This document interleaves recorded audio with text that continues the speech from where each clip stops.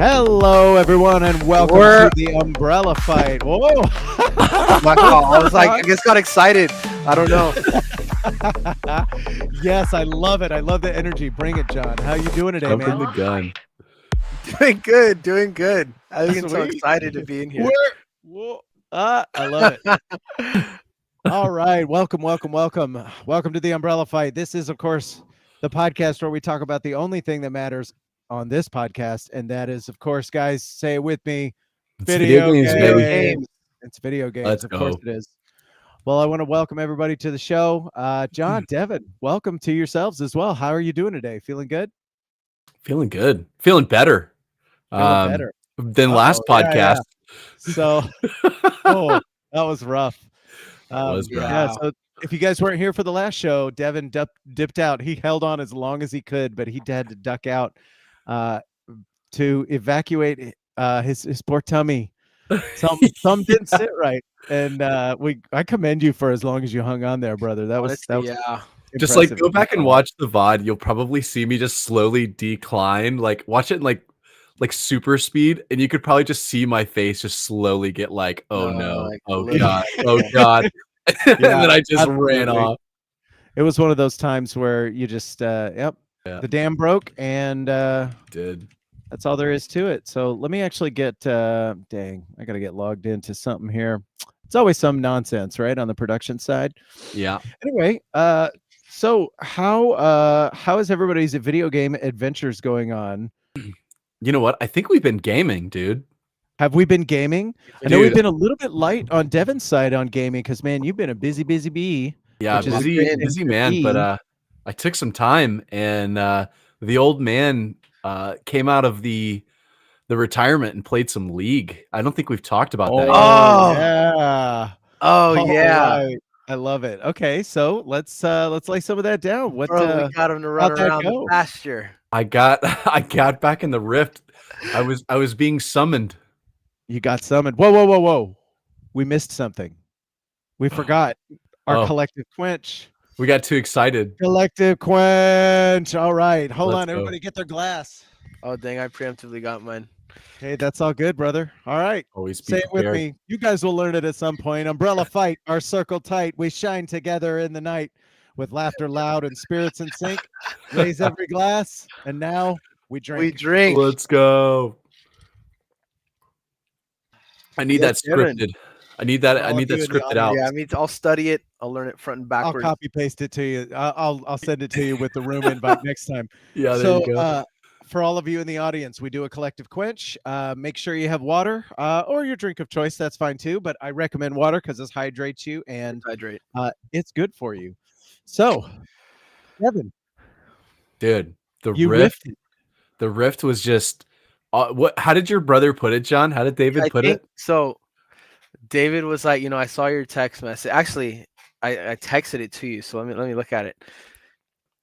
But no, Nathan, this was kind of crazy.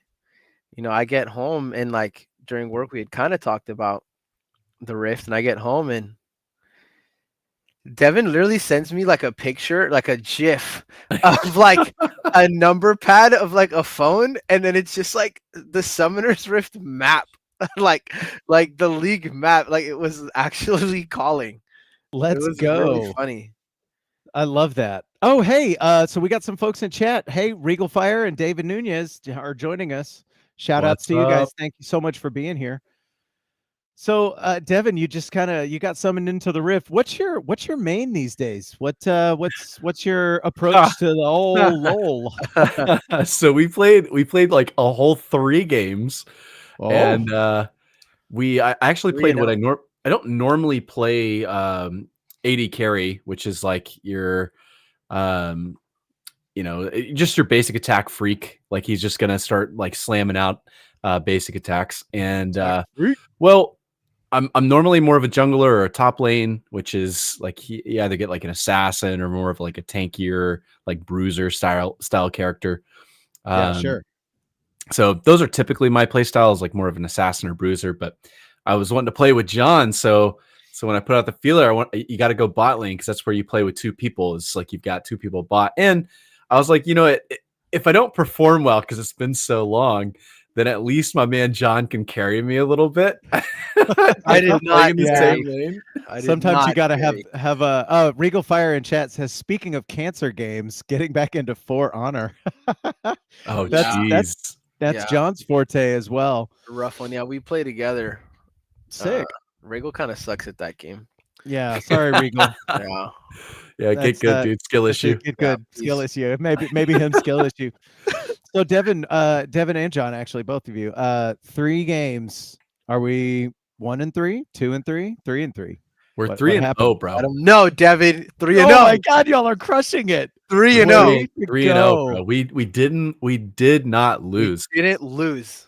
And look, I'm not going to toot my own horn, but I'm about to. So I came in, dude. I haven't played in over a year. I think it was August last year that I played, and I basically carried at least 2 of the games.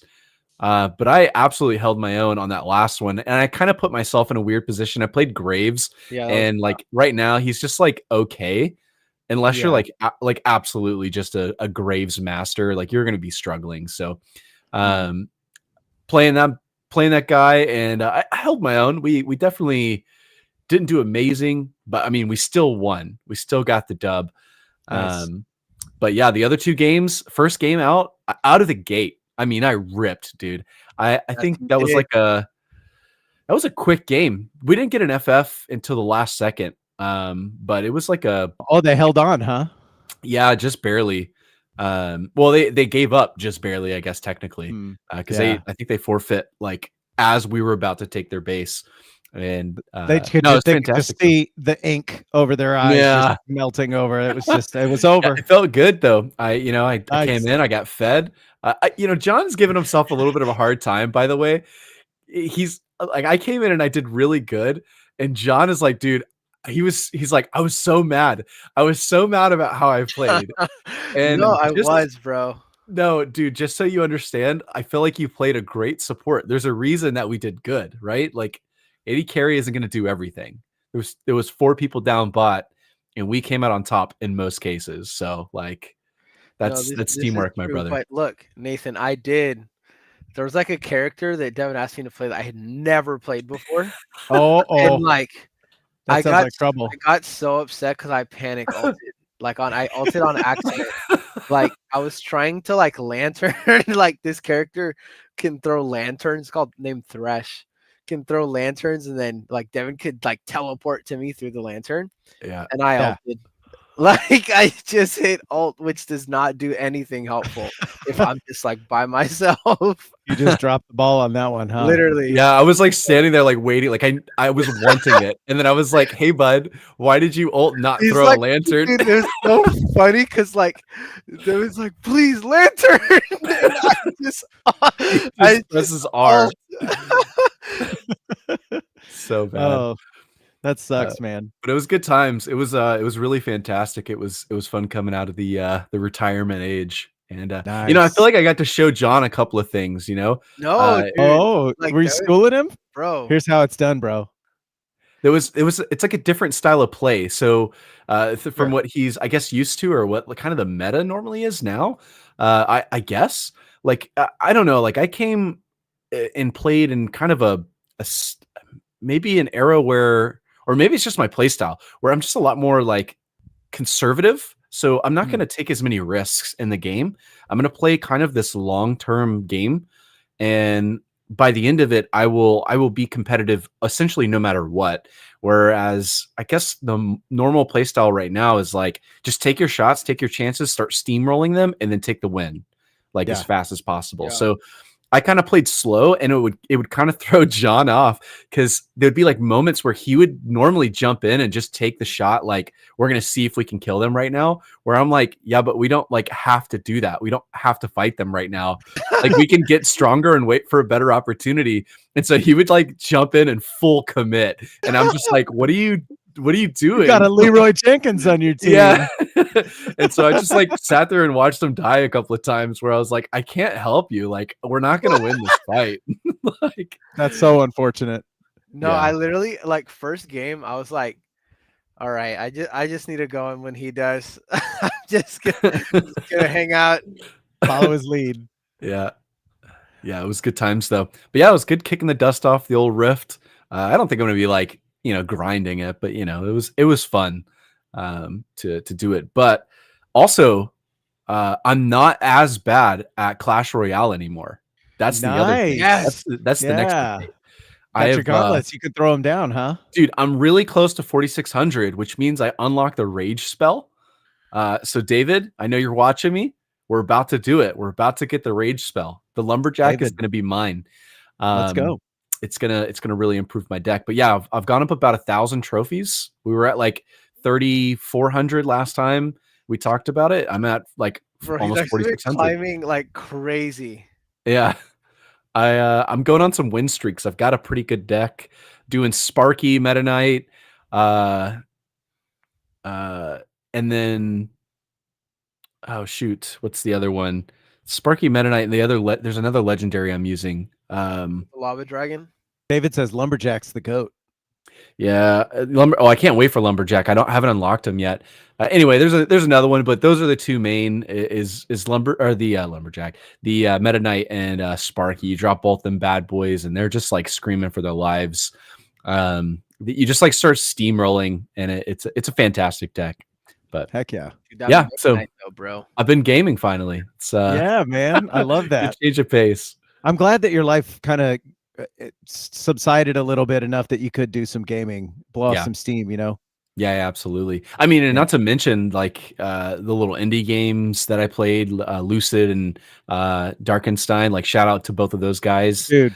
Actually, upcoming here in just a little bit, we have an interview to show you guys for the developer of Darkenstein. His name is Rowye, and unfortunately he's in Spain, so the time difference is a little weird.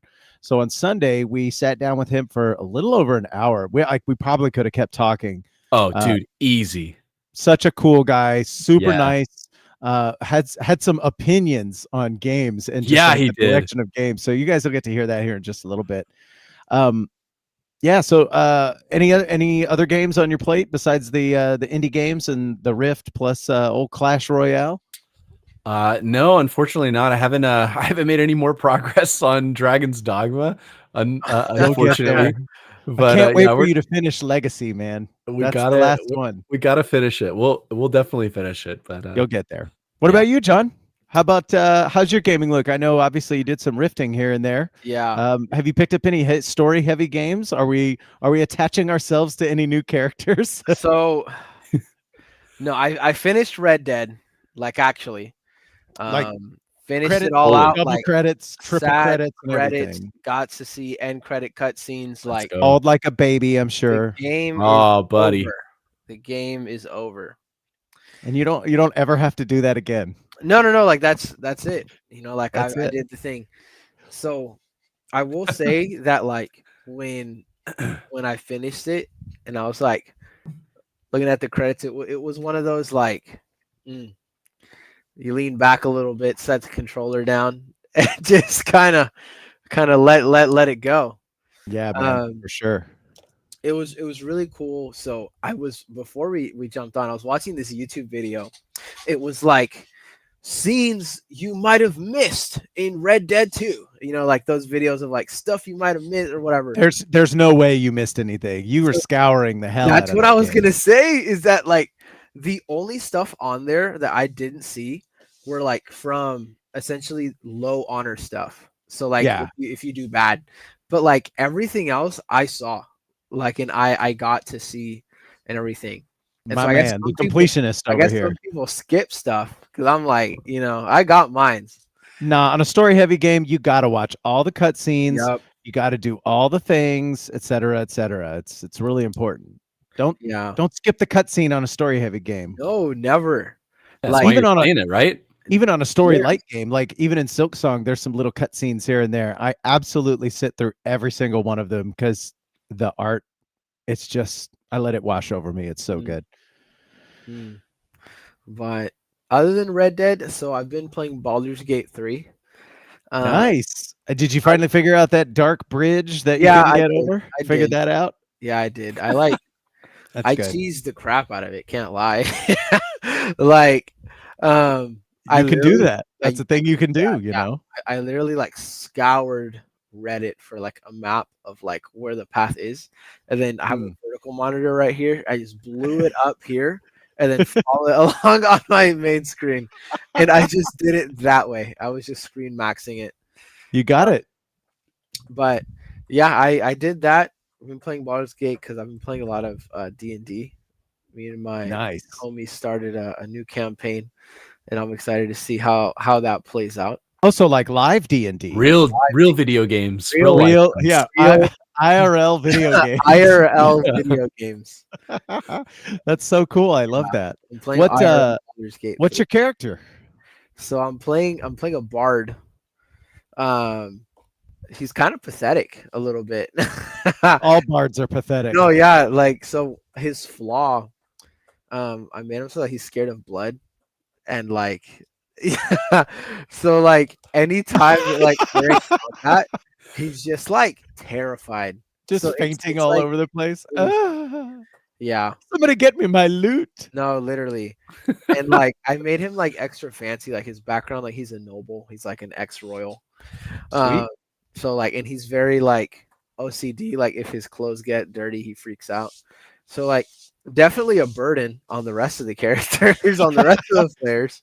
It's funny that you made a burden of a character. You know, I guess I've never actually played a campaign of D&D. Which, if you guys want to see a D&D game between all of us, I would be happy to set up a stream and do something like that. That would be a lot of fun if we played a D&D campaign together. But I digress. Usually I expect when people set up a character, they set it up kind of in a more positive way, something that's a little easier to work with. You just set it on hard mode, like right out of the gate, huh? No, yeah, like, and this is gonna be a long campaign, so like this character might die.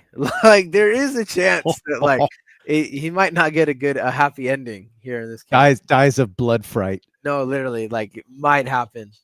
But that's yeah, funny. Like, in other campaigns that I've done, like this is the second this is the second or third, I want to say third.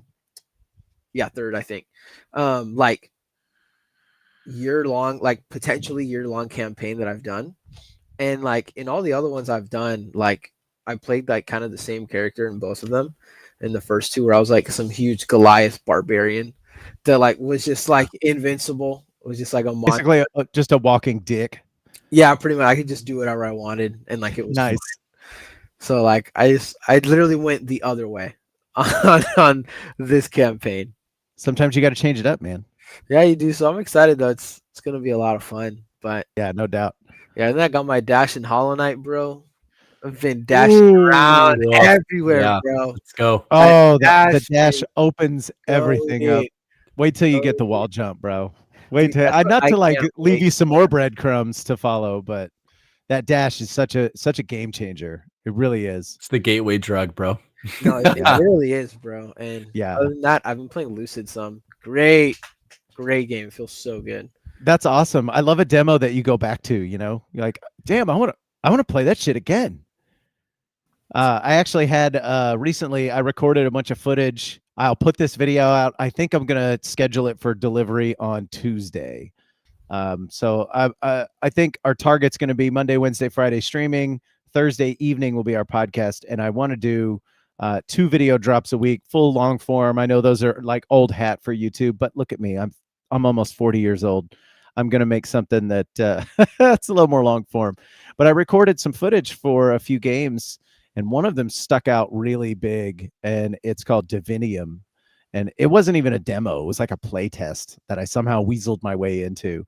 Let me tell you, this thing, look out for it. I'll send you guys some info on it. I might be able to extend the play test over to you. I think I'll have a couple of tickets. That'd be cool. Yeah, dude, it's like Hollow Knight plus Dead Cells plus Devil May Cry. Like I'm doing aerials and juggling people and using powers and swapping runes out and doing all this crazy stuff. It's pretty legit. It feels good to play. So look out for Divinium. Divinium was dope. But the reason I bring that up is because you brought up Lucid. It sounds like you've gone back and played that more, huh? Yeah, it just feels really good. Like to just be in there and like going around and just doing stuff. It feels good. Yep. Yeah, he really put a lot of emphasis on that movement and like getting rewarded for like getting fluid essentially at like Yes. going through the map. You know, Yep. I noticed that just in the short time that I played right before the podcast last week, and man, it was like when he started describing how he developed it like based on the other game experiences that he enjoyed. I was like, no, that's like tracking perfectly because because the way it felt like just flowing through was perfect. He tuned it really great. For sure. And he's been working, bro, since we interviewed him. He's put out like 3 patches for the demo. Bro, for real. Dang, like a whole every day you come in, there's another update. Sick. Yeah. Yes, bro. Like there's been like 2 or 3 updates on the game. I'm gonna have to look at those patch notes. I would love to see like what's been tweaked and whatnot. To Eric, man. Dude, big shout outs to Eric. Actually, speaking of Lucid, I would actually liken it to, I had as much fun doing platforming in Lucid. Actually, I hesitate to say fun when I mention this next game. I played Silk Song more, some more, and I'm absolutely having a blast playing it. But there are times where I'm like, this fucking game. Oh, this game. I just want to set the controller down and walk around the room because there's this platforming section. I didn't quite have my double jump yet. And I went to this place called Mount Fay. Beautiful area. It's all snowy. And I got this thing called the claw line. So I'm basically like, zzz, and I zip on over to that area and you can stab enemies with it. But she'll stab the enemy and then hop over it. So you get these really great little platforming sections where you're like, stab this enemy, now stab that one, oh, here's another one, oh, get to that wall. And it's just this really long climb up a mountain. And when I got to the top, it was super cool because there's the peak of the mountain with nothing up there. There's not a reward. And I was like, great, what's going on? So then this giant bird comes out of nowhere and lands there. And I was like, oh, great, am I gonna have to climb all this way up to just to fight a boss and die? But no, the bird like knelt over me, and then it gave me the this down cloak.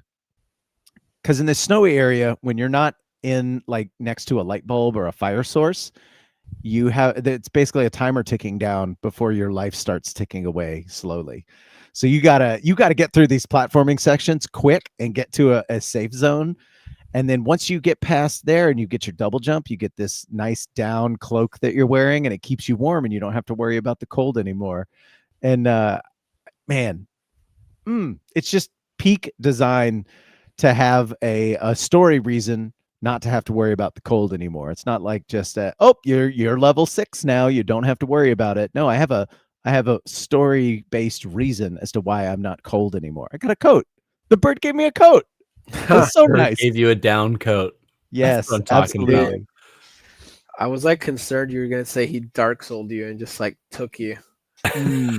Oh, you know what? I would not have been opposed to that though, because like that's one of my favorite scenes, and particularly in Dark Souls 3, when you get that flag and you wave it at the edge of the bridge after killing Vort of the Boreal Valley. Then these things all come up, and you're like, "Oh no, what's happening?" And they just carry you off to that city of the dead or whatever it is. The undead. No, Undead Berg's the first one. Anyway, some undead shit. But yeah, that cutscene's always fun. But yeah, so obviously I've been playing some Silk Song, and let's see. Man, I can't believe that one clip you showed me of like the zero fail, like jumping through all of the gears. That blew my mind. I don't believe that I did it either. I was so if you go back and look at the VOD for I think it's part 12 or 13, there's a particular section in the upper cogworks area. There's the lower cogworks where you're dropping down and kind of avoiding the saw blades, but that upper cogworks area you have to climb. And I died real good at some point, and I don't know what happened right after that. I was like, I'm locking in, and then I did it, like completely hitless. Fail. No dude, fail. You were so close to getting hit like 3 or 4 times. Yeah, I was like, there's, maybe we need to play that back and freeze frame some of that stuff because you might have got hit.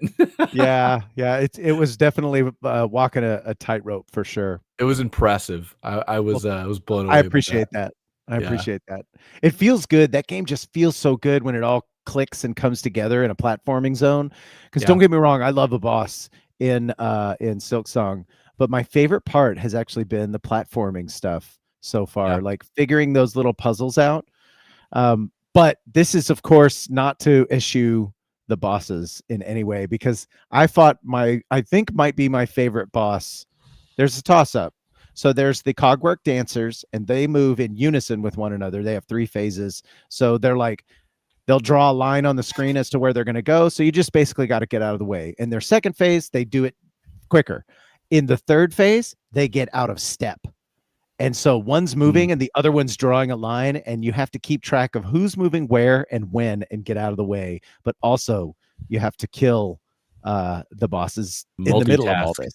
Yeah, it's a super multitasking thing. So that's probably my second favorite boss. And I think there was some really good, I might have mentioned this already on the last podcast, but the death scene for this cogwork dancers, you can tell, like, because they'll do this move where they come together and they're like locked up like in a hug, and then a bunch of explosion, you got to get out of the way. But at the end, after you kill one of them, the other one starts dancing really slowly, and the music is going a much slower, and like it'll attempt to do the goes to the center move, but it's just the one, and it's really like sad motion, and you have to kill this thing after its partner is dead. It's kind of sad. It feels bad. But my absolute favorite, I wish I might have footage of old Trobio hanging around, but I didn't prep it, and I don't want to create any dead space by having to look all that up where the heck it even is. But Trobio is an amazing boss. So you come up on this stage, it's like a performance area, and Trobio is so over the top flamboyant, like Trobio. He's so excited to be there, and his boss fight is really, really intense, super difficult. But my favorite part of the whole thing was not just accomplishing the finishing thing, but the death scene. He's an actor, so he like hams up his death scene. He'll like wander around, go, oh, it's all dramatic about it, and then falls down dead. And that's the end of the thing. Goes Trobio, and then you have all these fireworks and flames and fire going everywhere. It's really good. So dramatic. It's so over dramatic. I was dying laughing. And then I didn't see this. I didn't notice this, but so my buddy Jacob will usually hang out and chat while I'm streaming Silksong. If you go back to the stage, Trobio is still laying there dead, and if you walk by, he'll look up at you and then continue to play dead, like, oh, did he see me? Oh, okay, I'm still dead. I gotta pretend to be dead. Still alive. Yeah, it was just a show fight, and that's actually a lot. It reminded me a lot of in Hollow Knight. John, you'll encounter Nightmare King. Well, that's the secondary fight. It's just Grim is his name. He's part of the DLC content that dropped, I don't know, a year after Hollow Knight even released, a year and a half, and it was free. It wasn't like paid DLC. But they're a circus troupe, and they perform, and that's what they're a traveling circus. And then Grim shows up, and you do a fight with him, and then once you're done with the fight, he appears next to you again, and you both take a bow, and that's how the boss fight ends. I love it. It's not like I've got to kill this guy to get him out of my way. Literally just performance art for the sake of the audience in the background. It's so much fun. Love it. Yeah, that's a cool concept. Yeah, but also Nightmare King Grim, his souped up version is probably one of the hardest bosses in that game. A lot of people who play the game have trouble with Nightmare King Grim because he's fast. You know, you got to have reaction times in that game, and they really ratchet it up between Grim and the Nightmare King. But yeah, so that's what I've been doing. I think now might be a good time for us to pop on over and get our interview going, huh? Yeah, I would say so. I think it's time. Yeah, so let's go ahead and I'm gonna kick off this automation here. So we should fade to black, and we're gonna bring up our discussion with Rowye to talk about Darkenstein 3D. He's gonna also talk about just the gaming landscape, his games in general, and it's just a really good interview. So if you're hanging out in chat or watching this on VOD, stick around. Fantastic content. Fantastic content about to come your way, okay? Kick off another recording, and All right. Hey, everybody. Welcome to the Umbrella Fight. We have a special guest joining us today. This is Rowye. You can see him on the top video feed here. This is a gentleman. Hey, Rowye, how you doing, man? You feeling good today? I understand you're a hair under the weather, but, making it, yeah? I'm good. I'm definitely going to make it through the podcast, so we're all safe. Excellent. And I cannot pass it to you because we're on camera. So that's right. That's right. Fine. Thank God computer viruses aren't, transmittable via video feed, right? Right. Well, okay. So, Rowye, you've been making a game for a little bit of time now, called Darkenstein 3D. Mm-hmm. And we're really excited to talk about it. Actually, let me go ahead and transition over here. Boop.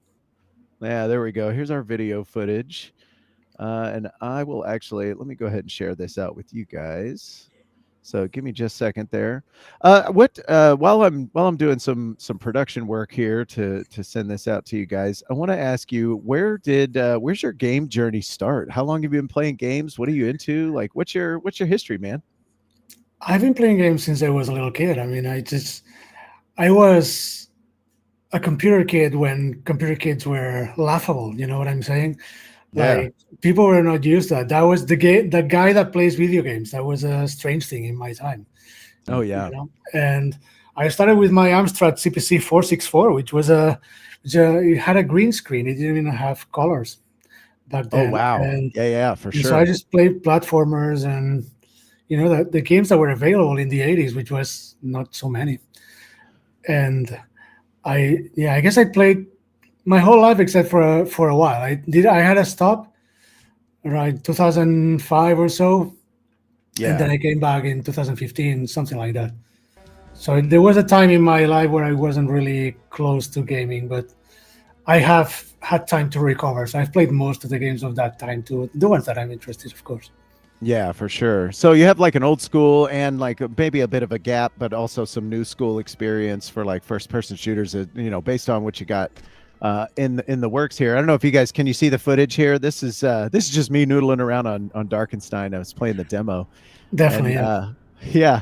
So I first off, that title screen is super evocative of the Wolfenstein title screen. I mean, the straight up color scheme and everything, it's just right out of that playbook right there. When you're approaching making a game like this, did you set out to make this love letter at first, or were you just like, I want to make a first person shooter? Where's the genesis of Wolfenstein, or not Wolfenstein, Darkenstein, excuse me? Well, here's the thing.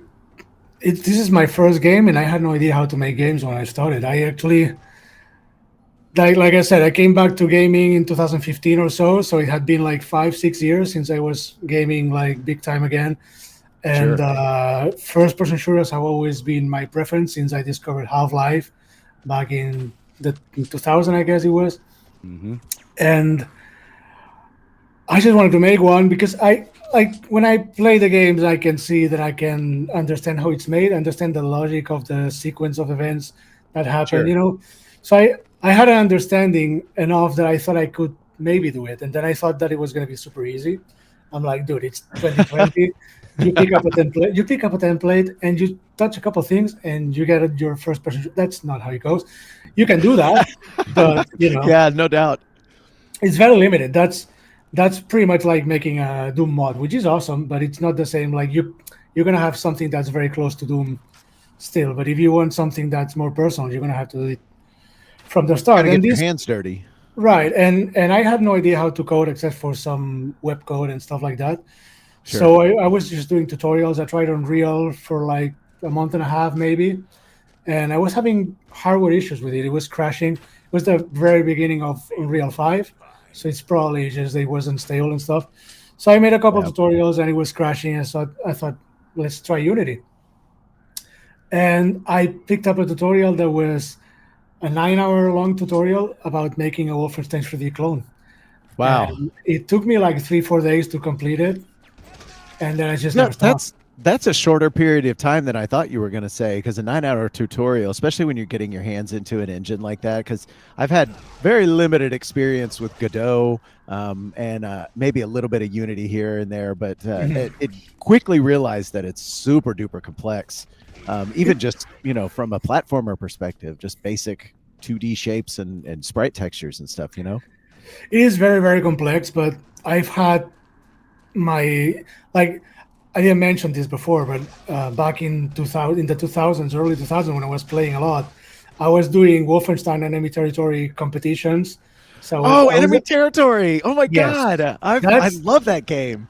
This level is literally Fuel Dump. If you remember Fuel Dump, I do. This is it's clear inspiration for this level. Definitely, And it definitely feels familiar. The way that the game plays, where I'm trying to make you strafe all the time, it's a bit similar to what you would do playing against players, in the sense that you want to be moving so they cannot aim.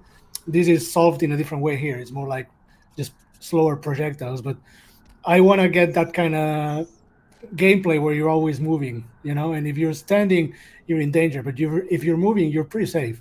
Yeah. So that's very Doom in general, but especially Doom 2016. They really, I don't know. Did you play Doom 2016, the reboot? Oh my god, first off, fantastic game. I think Bethesda knocked it out of the park. I was really nervous because I have a soft spot for Doom, and that always moving, that momentum you got here, that plays. I definitely felt that when I was playing Darkenstein, because you've got if you look at me, my footage right now, it's a little subdued, but man, you get into those firefights, God, you got to keep it going. Yeah, especially in the latter levels. I mean, this is one of the later ones, but the final level is almost bullet hell. It's okay. It's very intense because you have a lot of people. They're far away, so as long as you're moving and you control the bullets that are coming to you, you can still avoid damage. But you have a lot of people, a lot of roofs, and it's very open. So I'm trying to approach that kind of gameplay where you're always moving and being more aware of the projectiles that come at you than the enemies themselves, in that sense. So it's more like the game expects you to dodge first, get out of the way, and then aim at the heads. Yeah, but definitely. When you mentioned Doom 2016, that's one of my main reasons, I think, for getting real hardcore into shooters again. That and Proteus, which is it's an indie game, which is very much influenced by Proteus, I guess you say. I think we would say Proteus. Proteus. That's how I've been saying it. Nobody's ever said it out loud before, so it could be Proteus or something like that. But I know which one you're talking about. It's definitely the old school shooter vibe. That's one of my favorite. I would say probably my favorite indie shooter, and those two games are the ones that really got me into wanting to make games. This just came out, like, I guess it resurfaced my love for Wolfenstein when I started that tutorial, and I just never wanted to stop again. But those were the first triggers, I guess. So yeah, I really love those games. Yeah, they're excellent shooters for sure. So when I played through this demo, and I really liked. You can see me mashing through the dialogue here. I like that you gave the players a choice in some of this, like, these forks in the road, like this soldier right here. I could have easily just killed him, or I let him go and you get a little reward. When you're approaching level design for this thing, do you start with like just a bunch of blocks and connect them? Like, what's your process look like for when you're kind of trying to lay out a level?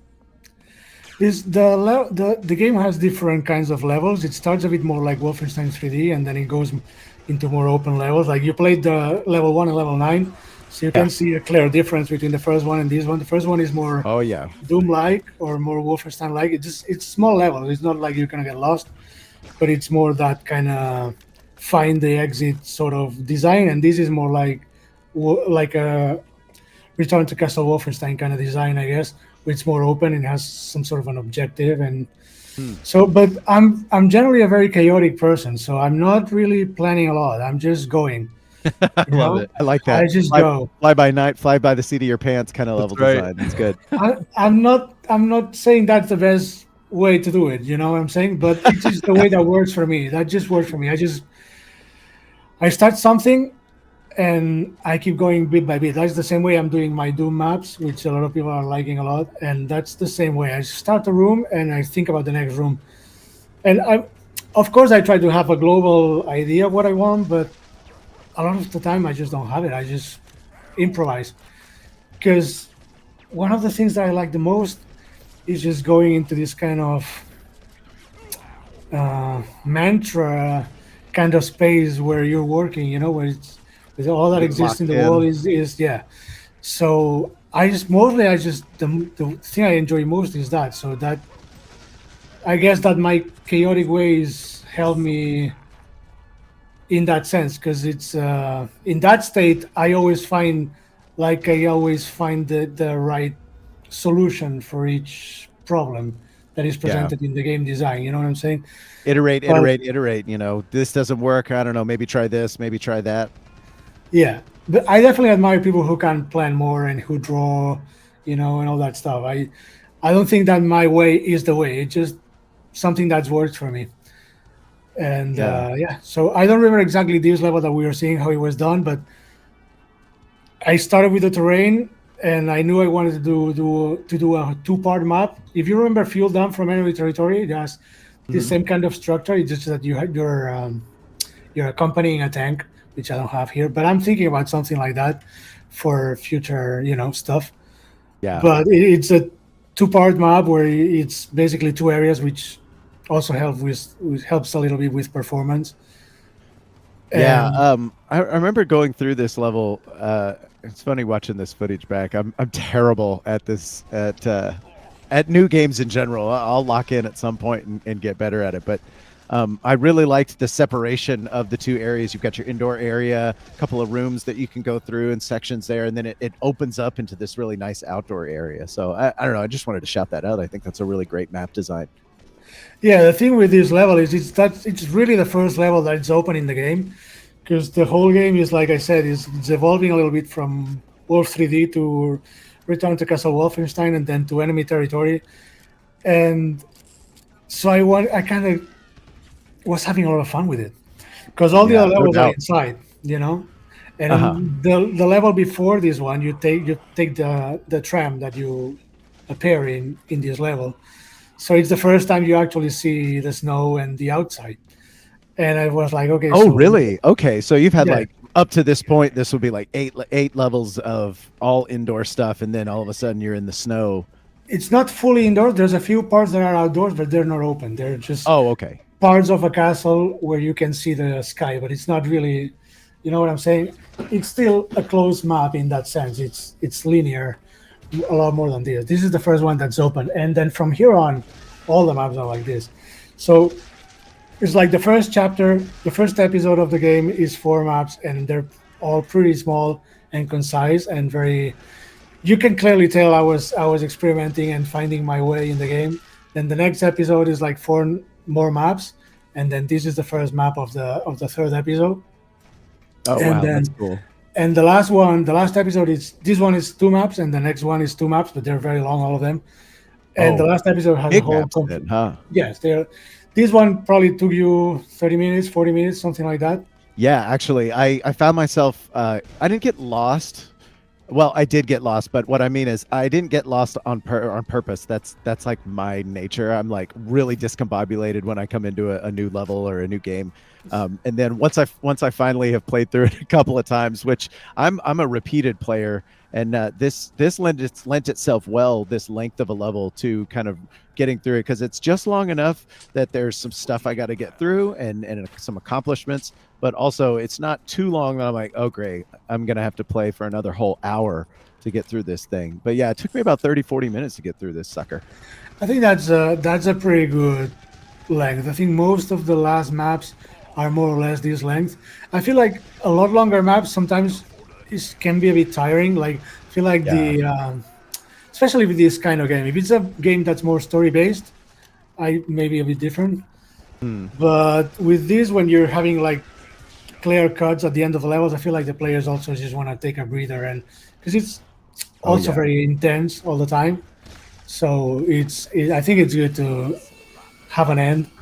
And Yeah, let you people definitely have breathe. to have a roller coaster when it comes to your game design, because last night I played a game called, see if I get this title right, Brazilian Drug Dealer 3. I opened a Okay. portal. I tried to revive Mit Aya and blah blah blah. It's a super long title, and it was utter chaos. But by the 9th level or so, I was thinking, man, I've really got to take a breather for a second. It didn't give me any downtime, which is kind of the design of that game. But I noticed, when you're coming into this particular demo level, that tram ride was I imagine would be welcome by the time you're crossing over from 8 to 9, because you've got all these firefights going on, and it's definitely good game design to give your player a breather a bit.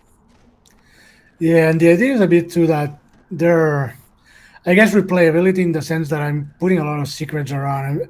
I'm hiding a lot of stuff. Like even in the first level, right when you come out of the truck, there's a beer hidden behind the box right in front of you. So that's right. It's already telling you, look, if you look behind stuff, you're gonna find stuff. And I think that's, because I feel it's like it's not only having the player look for stuff, but it's also pacing for the levels, because you get to a place where you're gonna have to kill a lot of people. But then if you're gonna have to look around too for stuff, you have a little bit of a break, and then you advance a little more. My enemies are not all on the map, so I'm triggering the enemies as the player advances, so you cannot get overwhelmed. They're always going to be more or less where I want them to be to create. Yeah, that's good. Save on resources that way, right? Yeah, and it's linear enough that I can create a little, a bit of set pieces when it comes to the combat, so I can control the situation a little bit, which I think is more interesting than just having the enemies just walk around. I mean, unless you have a game like Fear where the enemies are really smart, but that's not the case. So these guys just kind of soak in the bullets, as they're coming. They're not really dodging too much or anything like that. No, they don't dodge at all. They will run from grenades and stuff like that, but they're not trying to dodge. They're trying to shoot you before you dodge. That's the thing. Yeah. That's why a lot of players that are not used to dodge are having issues and saying it's too hard, because they're not used to move. The people want to shoot before the enemies, and that's going to be hard here. Yeah, because they're fast. Yeah, they are. And it's if you make stupid moves like running into an area, you're gonna get quickly overwhelmed if you're not prepared for. You don't have your Gatling gun up and are ready to mow them on down. I thought a good example of that in the tutorial was when you open up that final door, and there's 20 guys in that one room. You're like, oh shit. Yeah. He just turned around and ran. It felt kind of like a Matrix scene where you have a bunch of bullets flying at you, and trying to dodge everything. That's cool. That's the gameplay. I feel it's good. Yeah. That's when I think the game shines, when you can engage in combat that it's smooth, but it's also challenging. That's also why I use the live system, because I want some kind of tension to be there. You know what I'm saying? The levels get long, and if you die 3 times, you're gonna have to start over. So I want the people to try to make sure that they don't die. Yeah, like I did just now. Look at that. Game over. Yeah, so this footage is just gonna loop back over. We'll go to the title screen here in just a minute. Or, actually I might have to hit the play button again. I don't think it's gonna loop. Whoop, there it is. Anyway, so I found it interesting in Darkenstein that you went with the live bullet motif instead of the hit scan. Was there an impetus behind that? I know you were saying being able to dodge in sort of like a bullet hell format, or do you just super hate hit scan enemies like I do? I freaking I kind of don't like enemies. I don't like hit scan a lot. I do like it sometimes. Like for instance, if you examine how Doom works, Doom has very few hit scans, but the ones it has, they're used in a very strategic way. You know what I'm saying? They put it in a place where they're there, and you have to kill them first, because it's damage per second, basically. Because they're going to keep shooting, and you're going to keep taking damage. That's okay if it's done in a strategic way, but we all know that Doom is almost perfect. And, none of us can get to that. Yeah, none of us is going to get to that level of design. I mean, I wish I will, but I'm trying to be realistic here. I don't know, man. This game that you've crafted is fucking phenomenal. I had a great time playing it. And you know what? One of the things that I'd really like about this game is that it's a video game. You've got your lives, there's a score, there's checkpoints. It's not making any bones about it. You're definitely playing a video game. Is that something that's kind of spoke to you when you were building it? You wanted it to make it a little more, I wouldn't say arcadey, but it definitely has some arcade elements to it, Yeah, I just wanted to keep some of the Wolf 3D elements, because I find that a lot of people have said that we should have a store spend the point, which is something I'm still thinking about. I mean, it's definitely not going to be there for release, but I'm still thinking about it. Maybe.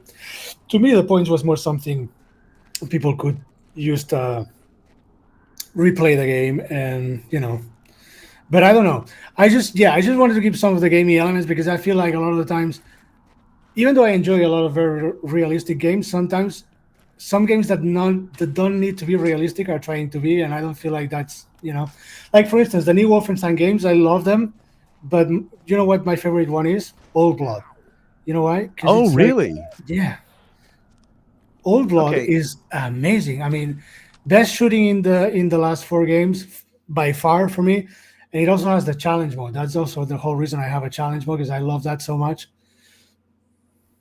Yeah, most definitely. Those new Wolfensteins are brutal, man. I played through that first one, but not the new Colossus, the new Order. Yeah.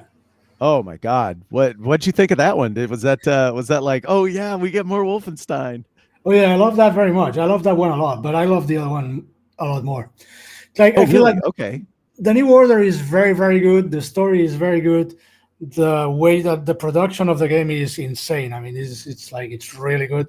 But to me, it's a little bit too much of story. Just a little. Yeah, there's a lot of talking. Tiny bit.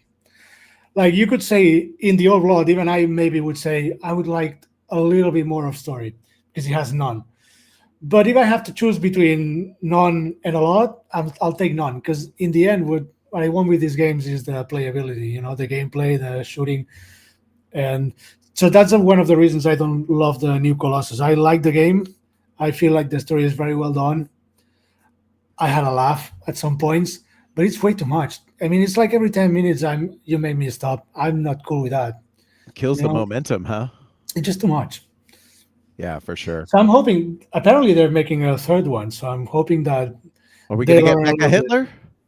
I need to see Mecha Hitler. That's the only thing that they need to put in the third episode of the new Wolfenstein series. Yeah, I don't think they killed Hitler. The last we saw from him, he was pissing himself and puking and stuff. But I don't think we killed him. So no body, no death, as they say. Right.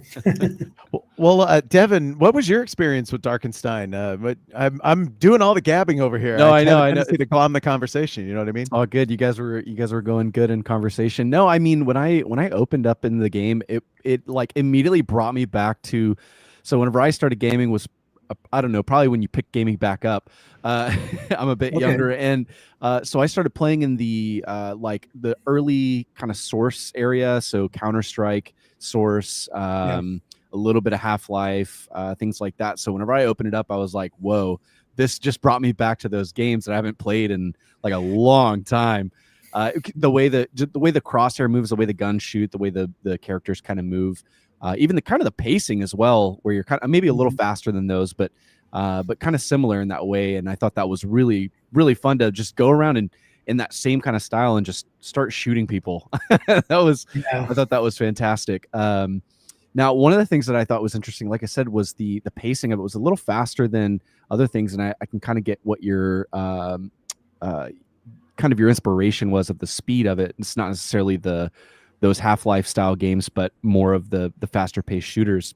What kind of helped you hone in those speeds? Because that can be kind of a game, make or break whenever you're talking about the feel of it. When you're running through these different levels, like if you're running on hyper speed, it can kind of feel like everything's in slow-mo, or you're going too slow, or the game's too fast. Did you have like trouble tuning that at all, or did you just kind of hit it and then let it go and just you happen to nail it, or what? I wouldn't say trouble, but the game used to be a little bit faster. Like it used to walk a little bit faster, but I feel like, I don't know, like the first intention of the game was that it would be more like Proteus in the sense that it's super fast and super straight. But I guess the more I developed it, and when I developed the enemies, I started playing the game a lot. You can imagine I played this for thousands of hours. So obviously this is tuned to my way of playing it. But what I found is that if I have to be moving and shooting at the same time, I cannot aim if it's that fast. So I have to, lower the speed a little bit. And even more than that, that's why it has a walk button and why crouching is so relevant in this game too, which is it lowers your speed, but you're still moving fast enough to dodge bullets. But for the way I play, the crouching or walking speed, which is the same, is very good for strafing and aiming at the same time. So I can hit those heads while I'm strafing sideways at that speed, Yeah, absolutely. Like running speed is a little bit harder. Hitting the heads, man. That was exactly. You put it on like the home screen, and it's like something about going and shooting heads. And I was like, you know what? Hell yeah, let's go shoot some heads. Now, go ahead. Oh, I was going to say, I really, really want people to shoot the heads. Yes. Yes. Yeah, I'm even giving you a power up that relies on headshots. So exactly. I'm hoping that oh, that's sick. Yeah. You have to get 25 headshots, and then you get the slow motion power up. Oh, that's so cool. I played a game last night called Malapetaka. It's an Indonesian first-person shooter. I don't know if you've seen that one floating around, but it's basically like if Doom and Mega Man had a baby, and it plays super well. And one of the power-ups is a time freeze ability, and it like slows everything down to, I don't know, 1% speed, so you could go through, land all these hits, and then everything just kind of explodes at once after you're done. Is that how that power-up works for that? I don't think I got to see like a slowdown thing. No, it's more of a simple slow down time, but also it has a killing streak that if you remember Unreal Tournament, which is another one of my favorite games of all time. Oh yeah. That goes double kill, triple kill. I have the same thing with an announcer. Godlike. Yes. And so if you get to the 10th one, you get like a little bit of extra health and stuff and points. It's hard though, because it lasts like, you think 20 seconds. Ooh, so you have to get 10 kills in 20 seconds. You have to kind of plan for it. It's a short window for sure. Yeah. You got to pop it right at the big culmination of everybody being in the same room and kind of positioned together. Yeah, that's going to take some planning.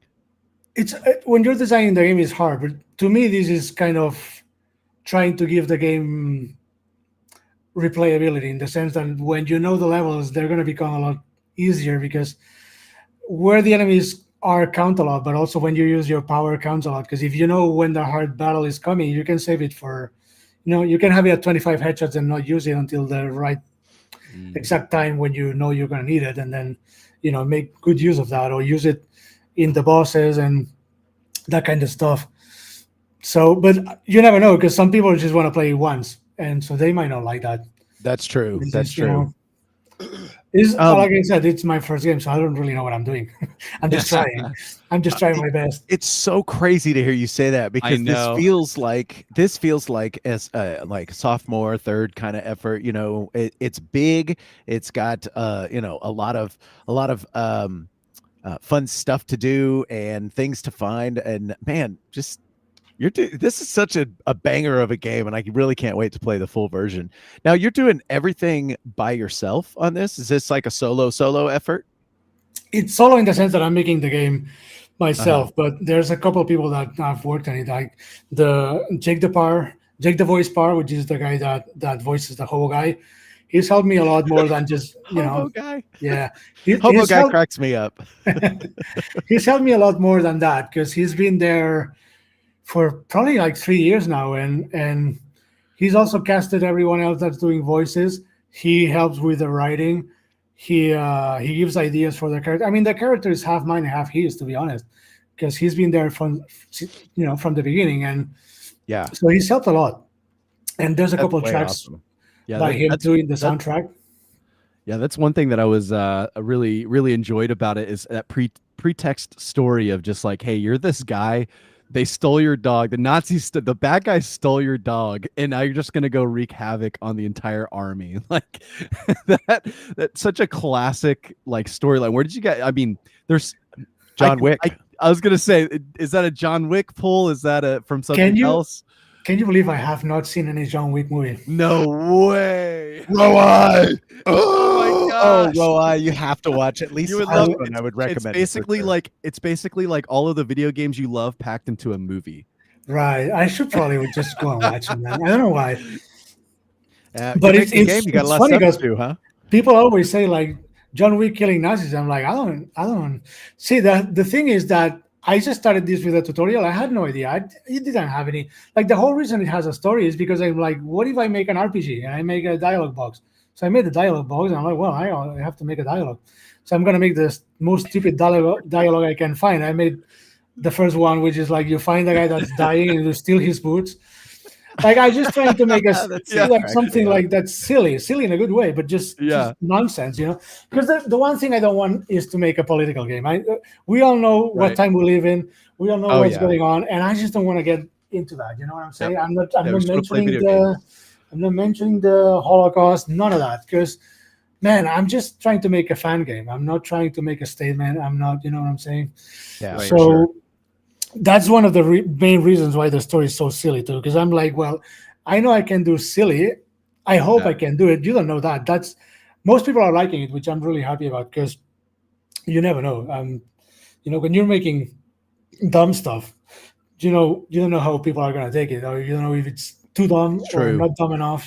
They just read into it what's not there. It's just perfect. I was telling my wife this morning about the game. I was like, so we're interviewing this guy, about his game, and the story of the game is some American hobo gets lost in Germany somewhere with the Nazis. They stole his dog, and so he starts going ape shit all over. And she's like, "What?" Because it's the tagline of that story is so phenomenal, and like it's just crazy enough, but like, okay, that's awesome.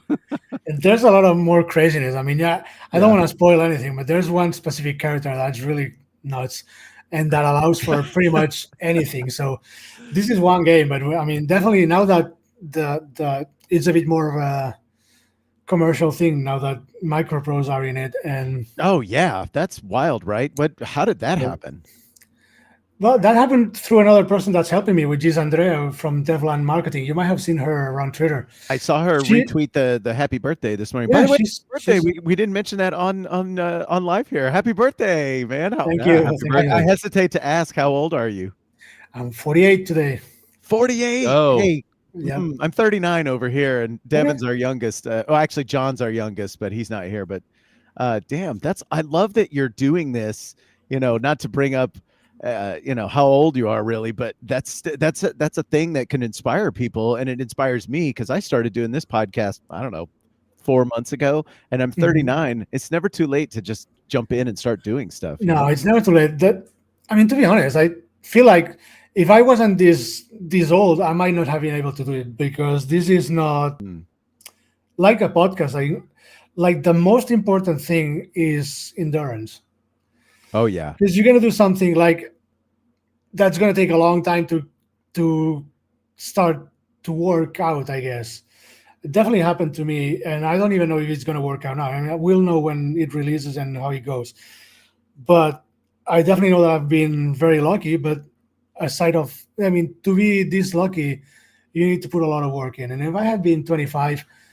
First of all, I wouldn't have had the skills. I couldn't have been able to make the music. I wouldn't have been able to do any 3D modeling. I wouldn't, all the age I am has allowed me to get all of these needed skills for this. That's what I was going to say before when you said it's very daunting and it's very hard to get into Unity and stuff. But I've done 3D and I've done a little bit of animation. I've done lighting. I work as a cover artist. So I've done illustration. I work with 3D and. So, you know what I'm saying? Like, I knew a lot of the stuff that's required for this before starting with Unity. Unity is only one little part. I have to learn how to code, which is hard enough in itself. But you have to learn everything, it might seem impossible.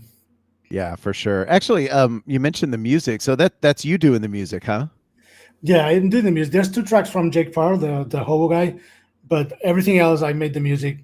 There's a few songs that I started with the guitar players too that are also in the game, Logan Mayhem. Okay. And but a lot of the tracks are super long. I didn't feel like I could ask him to learn a 15-minute song, Oh yeah, for sure. Because I'm literally just finishing the soundtrack, and it's gonna be probably around 3 hours of music. Whoa. There's so much music in this game. I could have done with less than half, but I just love making music. I just want to do it, you know. It's so fun. Actually, let me flip the scene here real quick. I have some of the music you posted to Twitter, like some of the stem tracks and whatnot. And I'm Yeah, just gonna play. I'm gonna play that real quick. Whoa! But it's loud a little bit, but it's super cool. Coming through on my end. Yeah, Can you hear it? Okay. No. Oh, I'm sorry about that. Well, I'll see if I can put that in there somehow, but I'll put it in the background here and have it loop a little bit. Yeah, I think something's going wonky with your source footage here. Oh yeah, I think the little aiming cursor thing. Yeah, that's okay. I'll stop sharing. Anyway, yeah. So the music, man, it goes hard. Like. That's the thing I love the most when people like it, because that, to be honest, music is my real thing. Like, it's the only thing I've never made for a job, and I just want to keep it like that. It's pure.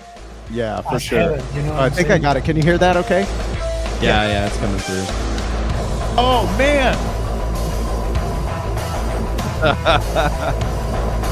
This is the music that you want to shoot Nazis to right here. It goes so hard, dude. Yeah. And at the same time, you have, and this is also why the soundtrack is too long, is because, not too long, but it's very long. It's that at the same time this song is playing, this is actually the song from the map that we were showing. But while this is playing, there's another track of the exact same length that has a soft track. We have the same melodies and all, but no drums, no guitars. So when there's no enemies, it will go down and you will hear that track. So it's like dynamic music adjustment and things like that. Wow, that's super cool. Man, I'm looking at these stem tracks you have going on here. This video footage. Sorry, a lot of questions in my head about this. This looks like, what is this, Ableton that you're using? Yes. Oh man, and you have a guitarist, you said, that did like the guitar tracks for it, or not is this this you one, like programming it in and stuff? Yeah, this is MIDI guitars. This ones I made MIDI? myself. Yeah. You can see the notes if you look when it's sounding. You can see the notes. Oh yeah, those pink tracks up at the top there. Yeah, those are the guitars, and the blue one is the bass, and the green one is the drums. And I behind can't that, that's MIDI. It sounds badass. Yeah, it does. Yeah, when I opened this game, Nathan, I was like, "Oh, I know you're just jamming to this music." Oh yeah. What's your history on music, man? Obviously you like rock / metal. That definitely, right? Oh yeah, I'm mostly into extreme metal. Yeah. Nice. Yes, I've been playing in bands since I was 15. Now, when I play drums, and I'm mostly not a metal drummer, more like a punk rock kind of metal, but metal not in the kind of metal. Yeah, we're not listening to Archspire over here. I cannot play super fast. I have a different kind of way to play, but yeah, I've been playing since I was 15. I've had plenty of bands. Yeah, no doubt. And none of them got really far, except for the one that I had that until this last January, which we broke up. But that one was a bigger band. What were you guys called? What band were you in? It's Coda. It's Coda. Coure, and it's basically, it was three guys, like with a rock metal kind of bass, really strong, and then we had this guy with a bass sax. If you know what that is, it's like a saxophone that's 2 meters long. Oh like like a 6 feet saxophone. And then we had a metal band with a sax. Oh man, I've got to get some of that. I got to hear it. That sounds that sounds unique. And then we had a trumpet too, so it was no voice. Yeah, so that's why it went so well, because we came out of the metal scene and they put us in the jazz scene, and then you can have access to a lot of other stuff. We played theaters, auditoriums.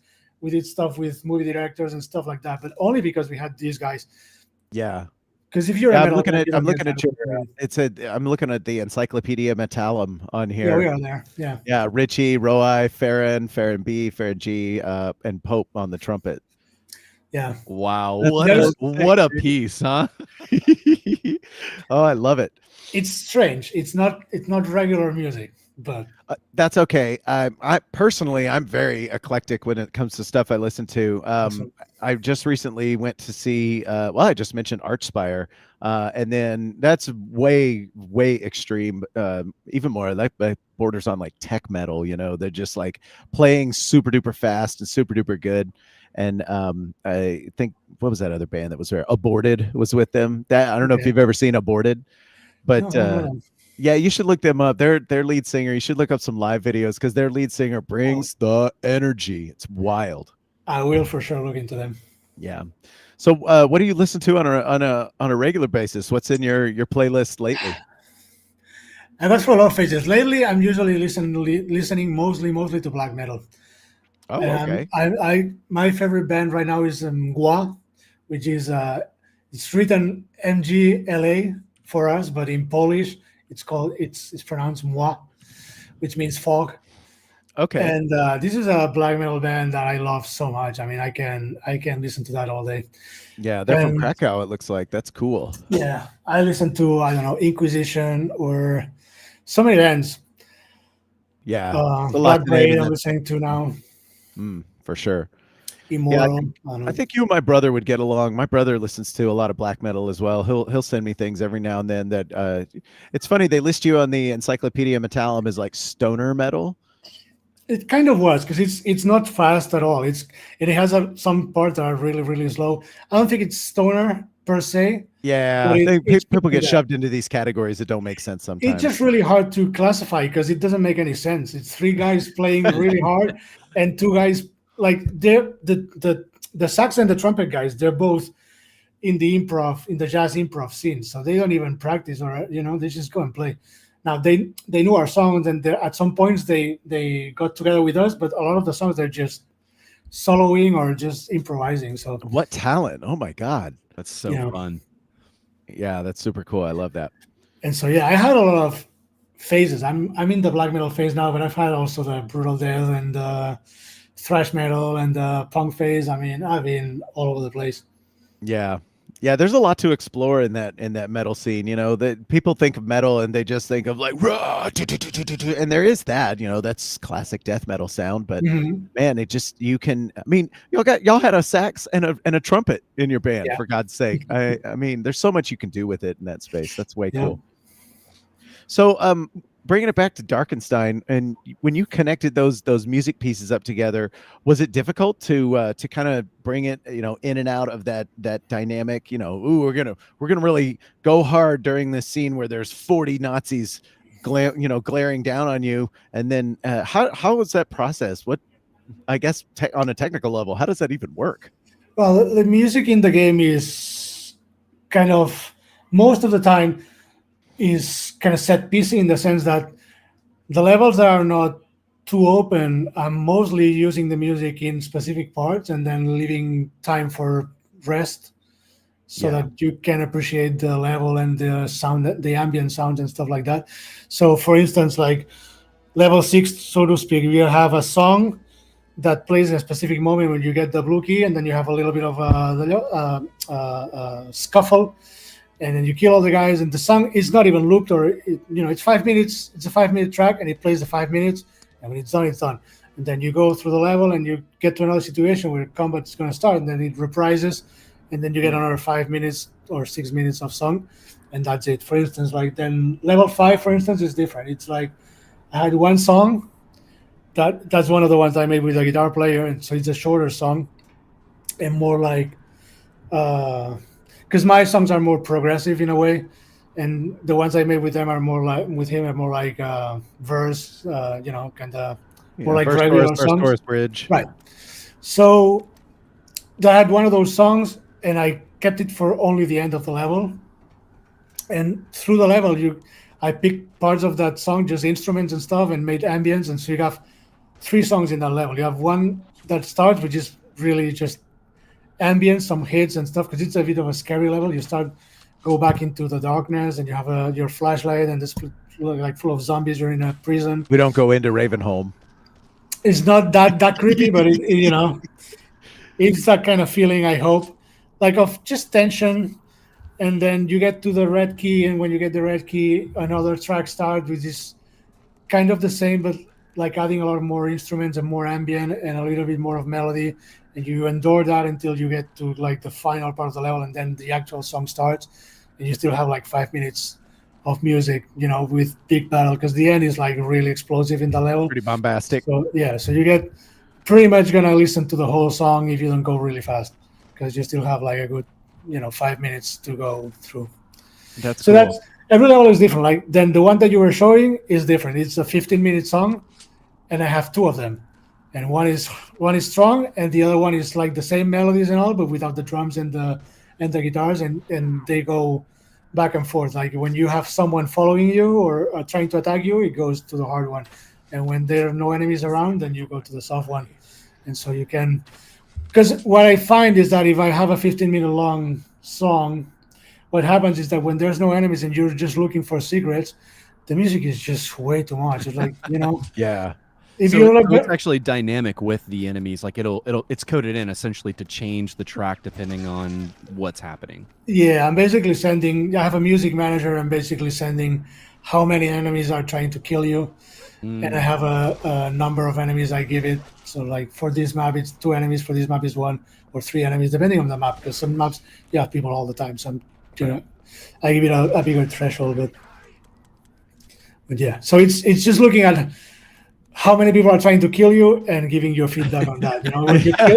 When you kill Yeah. everyone in 3 seconds, the music goes down, and Yeah. No, that's that's stuff you don't think about. A lot of people don't think like as a gamer, you know those things inherently. You're like, oh, the music's getting intense. That must mean there's a Right. boss around the corner or something, or there's about to be a lot of guys about to kill me. And then it calms down. You're like, oh, I'm safe. But you don't think about like, okay, that's coded in based on all of these parameters of the game from a developer's perspective. You're setting those thresholds for the levels and stuff. That's really Right. cool. Yeah. And also, you're like, if you shoot your weapon, the music goes up. Because Okay. I'm Yeah. guessing, because sometimes the enemies can be very far, and I want to still give that. It's hard to. All these things are things that you decide on the go, and that maybe my DLC, I make another story level. I'm like, I need another constraint or another parameter, and so I'll add it to a script and just play with that. Yeah. It's still I was open. gonna ask about that earlier. How many levels are actually in the base game? So it has 12 levels, and then the final level, which is the boss level, but it's a decent level. It's not. There's only the boss. There's no other enemies. Oh, okay. I mean, there's only the boss fight, but there's enemies in the boss fight. But it's a set piece only for that. But it's a big level, and it might take 15 minutes to go through. Or Ooh. so, I mean, it's a big fight. Yeah, for sure. And Well, you want like- to end on a banger, Yes, I would say it's probably an 8 hour long game. Or if you're looking for secrets, it might take you even 10 hours. So that's one of the things I'm trying that's to. a fair 'cause amount of time, I'd say. Yeah, absolutely. I just wanted to make a whole campaign. I mean, even though the game is free, but see, one of the things and one That of the blows reasons my mind that it's free. is That- because I started. Look, it is because I started it like that. I always said it was free, and also because I know that I know what I'm doing. Performance is not going to be great. I'm being honest about that because I didn't know how to do it. So it is done in the way it's done. If you have a 1050, you're gonna have issues, and I'm not sure. I'm not sure that I can fix that. You know what I'm saying? Because I'm gonna try. Optimization's hard, man. Huh? Optimization is hard. Yeah, and it's just the way the game is done by someone who didn't know how to do it and how would it be possible to optimize. So I'm definitely gonna keep working the 3 weeks that are left until release, and after release the same, because this is not it's not a one-time thing. This is gonna be a game I keep working on for probably years. Yeah. So I'm excited to hear that. yeah, because I mean that's what I was going into when I mentioned microprose before. I mean, the game, I was going to make a help the dev kind of DLC, like a new game mode or something like that. But now this is different because they obviously didn't sign it just for that. So Yeah. I have already accorded to them that there's going to be DLC furthering the story. At least one of them, probably two of them. But what I don't want to do is any kind of like skins or that I truly dislike that stuff. I was gonna We say shit on it almost every podcast. We Yeah, talk. we We're do. like, oh, I mean, I really do hate what the industry is going in moving towards. So one of the reasons that I started to think seriously about making games was also to do my little bit of, look, this is how it's done, in a way, not yeah, not let me in show the you. not in the but in a way that let's try to do this in a way that's not predatory. No gambling, no microtransactions, no skins for fucking $30. You know what I'm saying? Speaking my language, man. For real. To me, it's crazy. Even stuff that most people don't complain about. Like I run Doom 2016 not long ago. I made an update, and my main menu is a store now, and I'm pissed. I'm really fucking upset at that. I did not buy a store. I don't want a store. I don't want your, Doom Eternal stuff. I want my fucking Doom 2016 menu. That's what I want. Yeah. So that kind of thing really bothers me, No, I agree. Like if they would even give us we've talked about this extensively. If they would just give us an option, let me if you want to have that, like maybe a cheaper version of the game where you put your stuff in there for your ads and your store, go for it. But I'll pay extra just to get the full game. Give me everything so we don't have to deal with your shit. Like give me all the skins, give me everything. I'll pay the premium to get you out of my face so that I can just play your game. Like that's and look, shooters. I'm sorry. Go ahead. No, that's it. That's all I had to say about it. I could go on an hour rant about that stuff. So. No, I was gonna say, and shooters. The multiplayer ones are fuck, so to speak. Yeah. Sorry for the bad word, but okay. Single player ones are quite fine in that because there's not so much that they can, there's like the carrot is not as big. You know what I'm saying? They can pull the carrot, but they can make it much bigger than already is. Yeah. But I'm thinking RPGs. Like we all that like RPGs are thinking about Elder Scrolls 6 now, and you know that all their games now have a store with paid mods. What do you think they're gonna do? How many armors do you think are gonna be free in Elder Scrolls 6? My God. That's the kind of thing that's really worrying me. Yep. On the global, and you know that companies like Ubisoft and all those do stuff like that they make half the game and they keep half the game for purchase afterwards, and that's just not cool. Yeah, not cool at all. It's And anti-consumer, But also long term, like you can see it right now, people are starting to catch up in a big way. Not us that are the aficionados that know about the stuff, but the mainstream public is starting to catch up to it too. They're like, we're not buying anymore because the games are too expensive. We have less money than 3 years ago. And now you're trying to nickel and dime us at every occasion, and people are starting to catch up. And those big companies are having real issues. I mean, Ubisoft is the obvious one because they're really in trouble, but all of them have trouble. Yeah, and I think what's really catching up to them is people honestly kind of like you, where we've talked about this extensively on our podcast, where these smaller indie developers, these smaller studios, maybe just 1-man, 3-man crews who are pushing out these banger games and are absolutely exploding because they're a full inclusive game, because the indie developers know, hey, this is what people actually want because they grew up gaming and they love games so much. So they create the game that they know gamers really want. And when they do that and the people catch on, it just explodes. And you have games like, like what is it? Like a Lethal Company is 4-player co-op, explodes, huge game.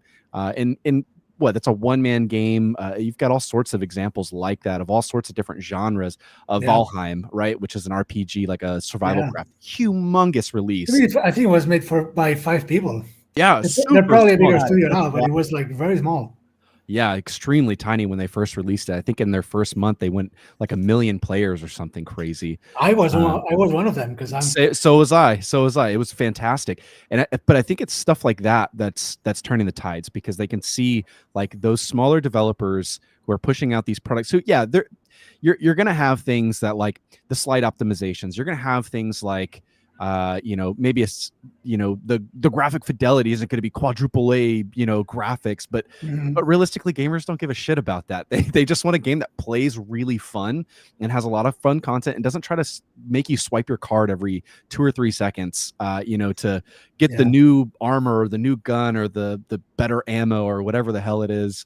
And I think that's what's so important about people like you specifically who are passionate about games, who have been passionate about games and are like, you know what, I'm going to make a game and I'm going to do it in the way that I think it's right. And it's kind of a middle finger to the other guys with those big guys trying to microtransaction everybody to hell. That's a bit my idea. Yeah. And I think like you said, those games that explode are so good for us and for all indies. And like I've seen some discourse lately about Silksong being too cheap amongst indies, I'm saying. Yeah. And some people are upset about that. And I'm like, dude, I think to me, that's amazing. First of all, you don't have to, I don't think most players are going to expect all other games to conform to that standard because everyone knows that they were going to sell millions and they knew it, we knew it. And so that's why they can do those prices and take 7 years and all that stuff. But this game exploding or Schedule 1 or Valheim Schedule 1 is so good. I haven't played that one, but I know I've seen enough about it. I played way too much of it. I'm looking. I think it's probably very in depth, which is another thing that AAA games don't usually have. It's made by someone who likes these deep systems. And it goes through and through with it. But I think all of these are really, really good because the real fight for me has never been amongst indies. It's indies versus AAA. We have to get people to understand that indies are a valuable option. Because trust me, if you get out of our circle, even on Twitter, when I read comments, I get so sad because I read, like all indies are garbage. I read all this stuff every day. And I think like that's the big fight, that we have to make sure that general players, know that this is an option, that it is a good option. And I think each of these games that breaks out is amazing for all of us because it's just customers that are going to start looking into our games, Yeah, everybody wins, Yeah. And Darkenstein is so fun to play, and it really shines that you put all of your heart and soul into it, and everybody that you worked with did the same. And I think the more indies that break through that ceiling, so to speak, are going to do exactly that. They're going to show people that you don't have to play Fortnite. You can pivot a little bit and find something that's for my money way more interesting. But then on top of that, just as much, if not more, fun to play. From the moment to moment gameplay. Yeah, I'm definitely convinced already, but I think that's the thing. We have to, do our best to get other people to get into it, because in the end, it's actually better for them. That's a bit pretentious of me to say. I wouldn't want to say what's better for anyone, but I do really think that this is a better experience when it comes to gaming. I think that each of these games, even Silksong, which is not my kind of game, but I'm quite sure that if you like Metroidvanias, that's really, really, a really, really good experience. Complete, from start to end. It's going to give you probably 2 weeks at least of fun, or a month or months if you really like it and you want to replay it over and over. Oh, yeah. Well, I feel like, I don't know, a lot of the AAA games are more like they're just for the looks, and that gets the looks are really cool. I like good graphics like anyone, like anyone else, but that gets old 5 hours into the game. And when that gets old, there's nothing else in there, and that's where's what the people substance? That's what people are missing, because not every game is The Last of Us. I love The Last of Us so much, but I'm not looking for gameplay mechanics. I'm playing on easy, and I'm going through the story because that's what I'm interested in that game.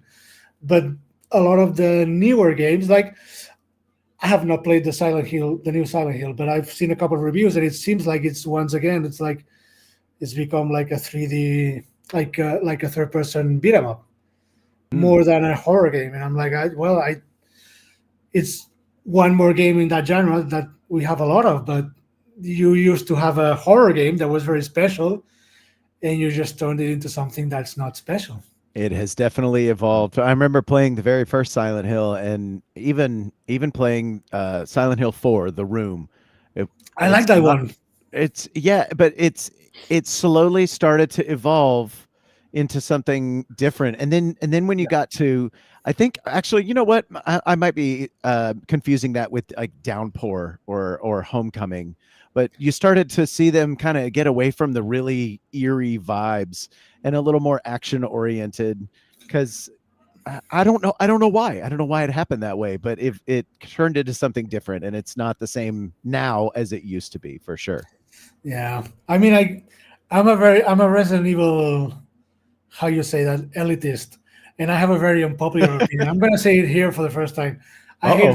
I hate Resident Evil 4 with all my heart. I Oh, hate it.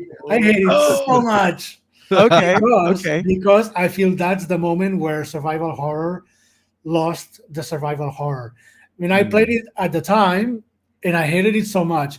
And dude, I tried it several other times and I just can't get into it. I tried the remake as well. I refunded it. Sure. I was like, I just can't do it. Oh, I just wow. don't like it. And dude, Dang. and I look, it happens in Spain, and I laugh my ass off every time. This, seeing the police like dressed like the police like really go here is really fun. But it just upsets me so much. It upsets me every Yeah. time. Like I understand that like I said, it's an unpopular opinion, but I feel like Well, you like what you like, man. Because this big I was playing that the Resident Evil 2. They put out it's like an upscaled version with some some fluff around it, but ultimately it's the same game. I hear you loud and clear. It's not the same thing as Resident Evil 1 and 2. It's 4 is a far cry from those. right. It's just a whole different thing, which is fine in itself. But I don't know. I haven't even played 5 and 6. I haven't wanted to play them, to be honest.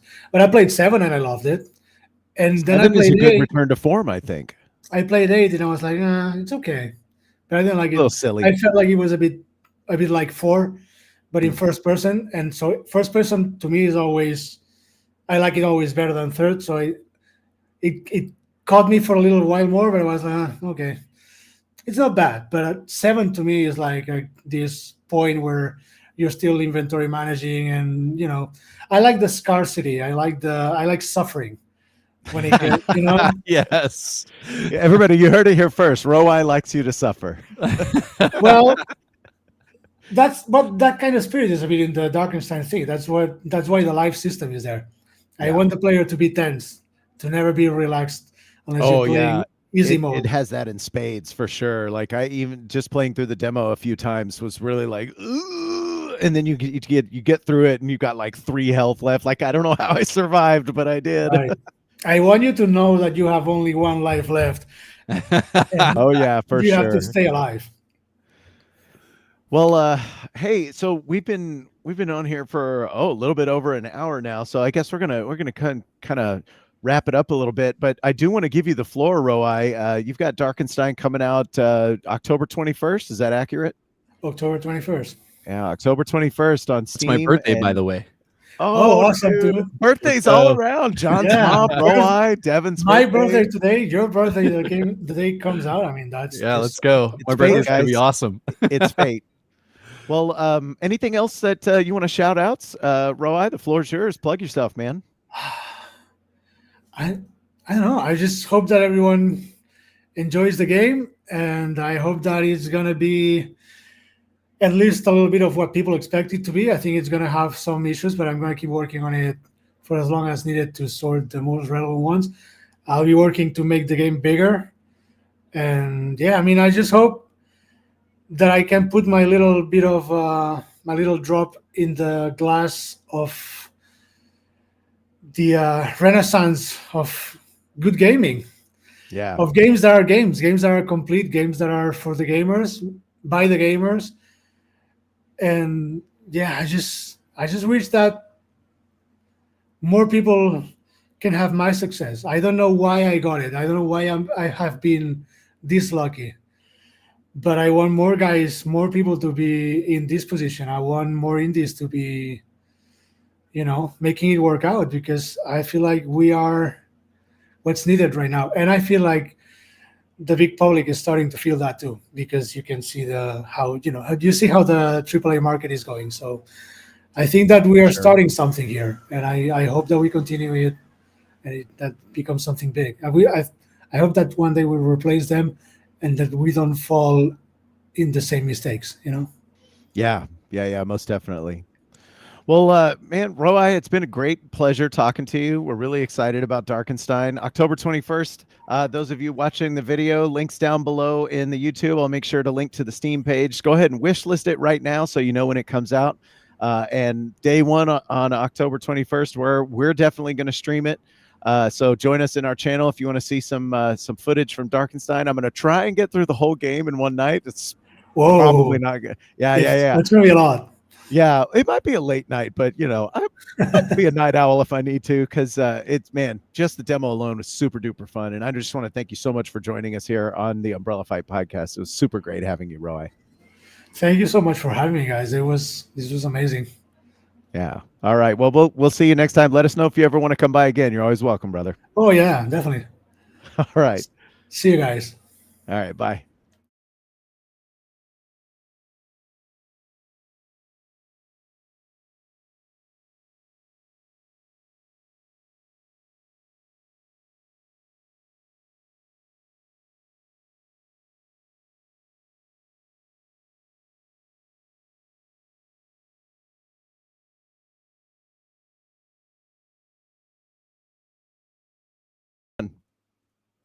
We were gabbing and there was no sound coming out, but I fixed it. Oh. Don't worry. The Rowye interview went well. Faced as hell. Yeah, That's what we said. Yeah, rewind that. October 21st, Darkenstein 3D. You definitely want to go check that out. Play the demo, wish list it. It's super duper cool. Yeah, oh man, this is one of our longer episodes at an hour and 41 minutes. So says the counter that I'm looking at here right now. So I think we ought to start wrapping it up, guys. Anything else on your mind that you want to toss out there before I trigger this close the show macro here? I'm good. I'm going to say is remember that you can just do things. Yes, absolutely. Let me go ahead and push that there. Let's go. Guys, it's always so much fun being on this podcast and talking with you. And for everybody listening and watching the VOD, you are awesome. You are loved. And what you do matters. Keep that in mind. Always. And we just want to shout out Rowye once more. I can't give him enough credit for all the hard work he's done. That's his first game. It's fantastic. Go check it out. And remember to call your mom, call your brother, call your sister, because life's too damn short, man. We're going to go ahead and cue up the music. And I want to say thank you so much for being here.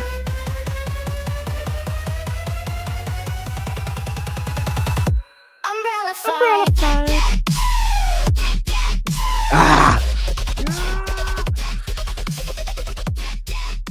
Let's go.